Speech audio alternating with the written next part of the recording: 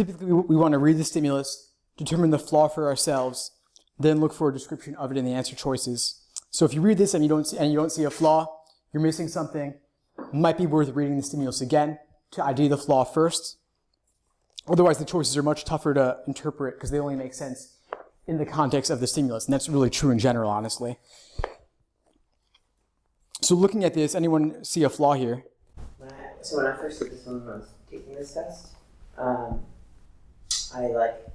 got to, right, there's obviously conditional language in the first sentence, right? It said that it was inflammatory and therefore it was inappropriate. Good, awesome. Inflammatory implies inappropriate. But then the second sentence says, Riley has a long-standing feud with the president, so we should conclude that her speech is inflammatory solely on the basis of Riley's testimony. And so, like, what that made me think of was, like, this flaw that we see often, which is, where you discredit someone's argument because of their, like, position and, like, because they have some sort of, it would, in some sort of way, like, advantage them to, for some reason, they're, like, biased or something, right? Like, basically attacking the person versus their actual argument. So that's what I got from the second sentence, so I didn't even get, like, the third sentence, which is where the actual error is. I barely skimmed it over because I was already getting ready to look for, Riley is biased and we shouldn't trust Riley. Yeah. No, I see what you're saying. That's basically what he says. Mm-hmm. Obviously it's wrong. Yeah, so I get what you're saying here. I think it is tricky here that they are giving us a tendency, they're pushing us in the direction of that ad hominem sort of personal attack when there's something else going on as well. So let's look at specifically what the argument's saying in the second sentence. Riley has had a long-standing feud with the president, and so we should not conclude that the speech was inflammatory solely on the basis of Riley's testimony. So because of this feud, we shouldn't conclude solely on the basis of the testimony. That's actually not flawed. That's fairly reasonable. If someone has a long-standing feud, that does give you reason to question their claims.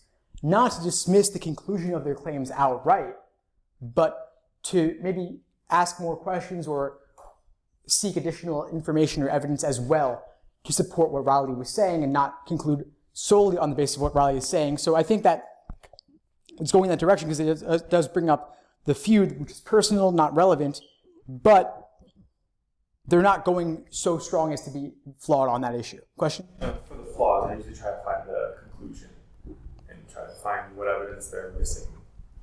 Excellent, yeah. Therefore, not. Exactly.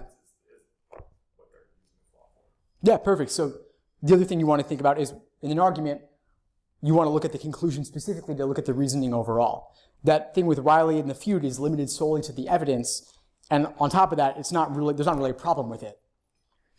So the conclusion here is saying, unless there are independent reasons to deem it inflammatory, it's not true the speech was inappropriate.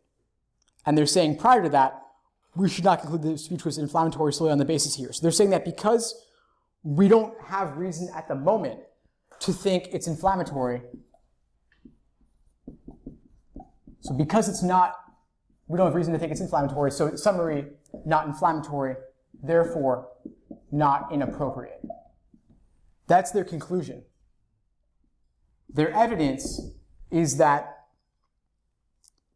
first sentence characterizes it as inflammatory.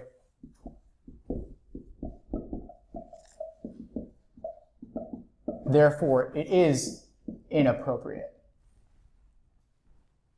Of course, that is a little bit of an oversimplification, but that's pretty much the reasoning here. They're saying that because Riley has this feud, we can't conclude solely on the basis of the speech being on the basis of what Riley said that it's inflammatory, and lacking other reasons to think it's inflammatory. So they are qualifying their final sentence here. Unless there are independent reasons to think that it was inflammatory, meaning that assuming that it's not inflammatory, then it must not be inappropriate.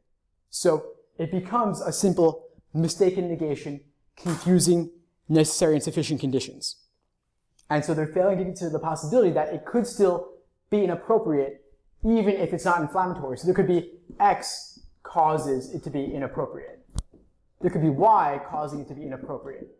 There could be a million other reasons it's inappropriate, even if it was not inflammatory specifically.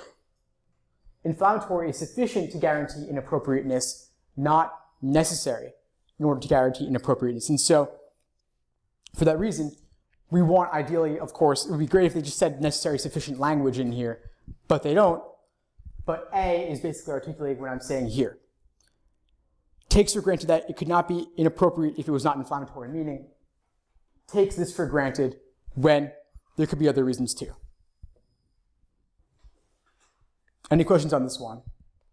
I think the key here is really to extract the conditionals from the argument, plus as we discussed, avoiding the ad hominem attack going on with Riley, because it really is not going quite so far as making an ad hominem, even if it's kind of going in that direction.